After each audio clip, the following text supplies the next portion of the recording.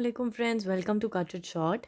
और मैं ज़िंदा हूँ। गुड न्यूज़, वापस आ गई हूँ आप लोगों के सेमेस्टर 5 को कंप्लीट करने के लिए। सबसे पहले हमने स्टार्ट किया है जी आपका कोर्स एस टी ए 630 और उसको स्टार्ट करने का मकसद ये था क्योंकि उसकी अनाउंसमेंट आपने देखा होगा कि आ चुकी है कि उसका ना जीडीबी आने वाला है ऑन 3rd ऑफ दिसंबर। तो हमने कहा कि जी इसको हम जल्दी जल्दी से कंप्लीट करें और फिर हम बाकी लेसन्स की तरफ, बाकी कोर्सेज़ की तरफ इंशाल्लाह जल्दी ही मूव करेंगे।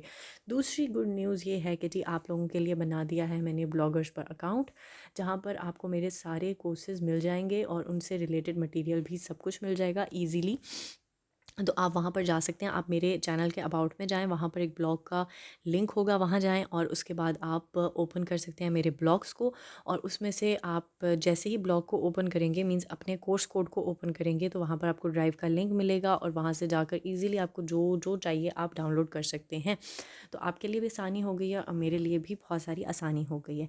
तो चलें जी, without getting any further delay हम स्टार्ट करते हैं लेसन नंबर 1, जो कि है इंट्रोडक्टरी लेसन। याद करने को इसमें सिर्फ दो चीज़ें हैं।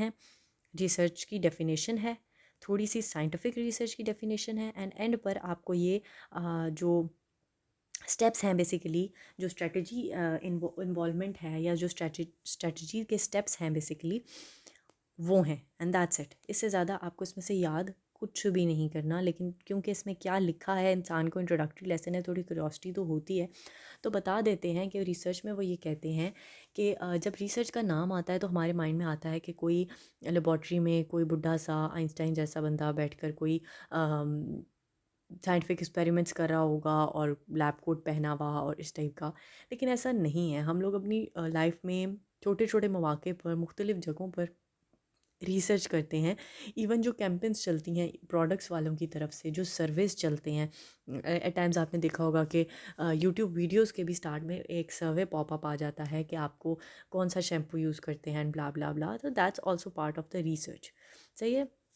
रिसर्च बेसिकली है क्या? सिंपल रिसर्च को अगर आप डिफ़ाइन करें तो ये प्रोसेस है of finding answer to different queries, to solutions to different problems through a proper kind of study and analysis.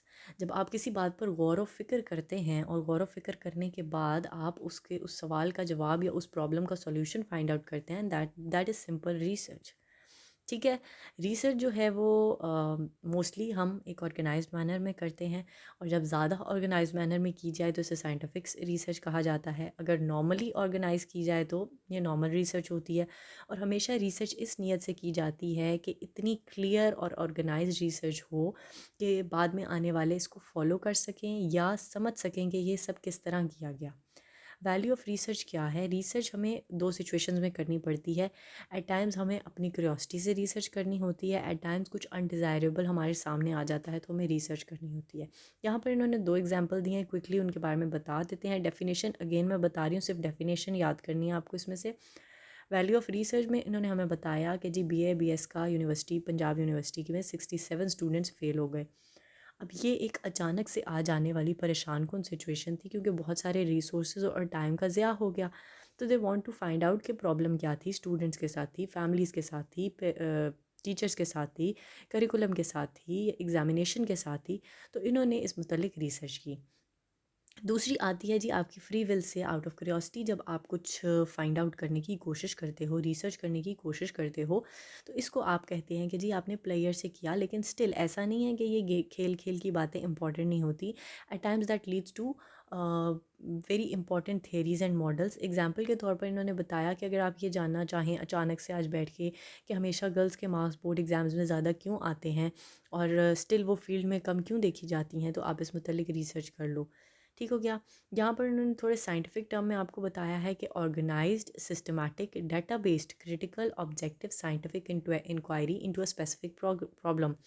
थोड़ी ऑर्गेनाइज्ड होती है, सिस्टम बेस्ड होती है, डाटा अगेन डाटा इन्वॉल्व होता है, थोड़ी क्वांटिटेटिव होती है, क्रिटिकल तो ऑफ कोर्स होती ही होती है, ऑब्जेक्टिव बेस्ड भी होती है, किसी मकसद से होती है।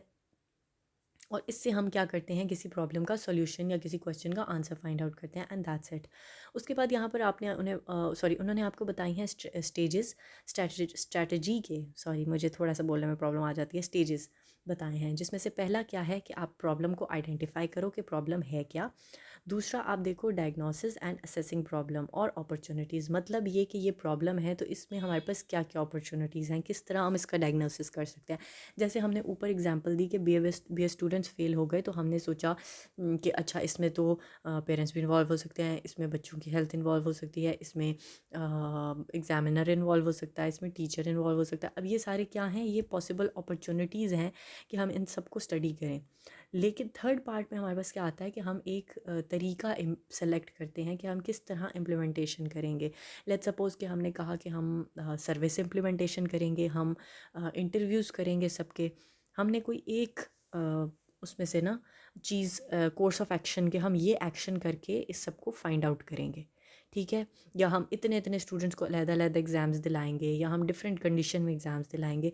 तो ये मैंने क्या किया कि मैं क्या एक्शन करने वाली हूँ, मैंने ये फाइंड आउट कर लिया। और एट द एंड जब हम कंक्लूजन्स ड्रॉ करते हैं तो हम देखते हैं कि उस कोर्स ऑफ एक्शन से हमें क्या नताइज निकले, ठीक है।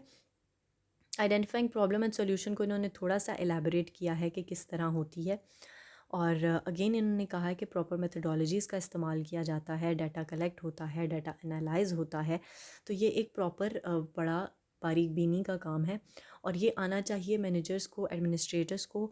आपके जो बिज़नेस फील्ड के लोग हैं उनको ज़्यादा आना चाहिए, क्योंकि अचानक से अगर उन पर कोई प्रोडक्ट लॉस आ जाता है, कोई प्रॉब्लम्स आ जाती हैं, कोई नुकसान आ जाता है सामने, तो उनको उससे डील करना आता हो, वो उसका रिसर्च कर सकें। And that's it. Again and again ये 4 स्टेप्स देख लें स्ट्रेटजी के, जो आपको पता होने चाहिए, और इनमें से दोनों में से एक या दोनों को मिलाकर या जैसे भी बेसिकली आप इसकी डेफिनेशन तैयार कर लें। एंड दैट्स इट, आपका फर्स्ट लेक्चर हो जाएगा। मिलेंगे जी इंशाल्लाह नेक्स्ट लेक्चर की वीडियो के साथ। टिल देन टेक केयर, अल्लाह हाफिज़।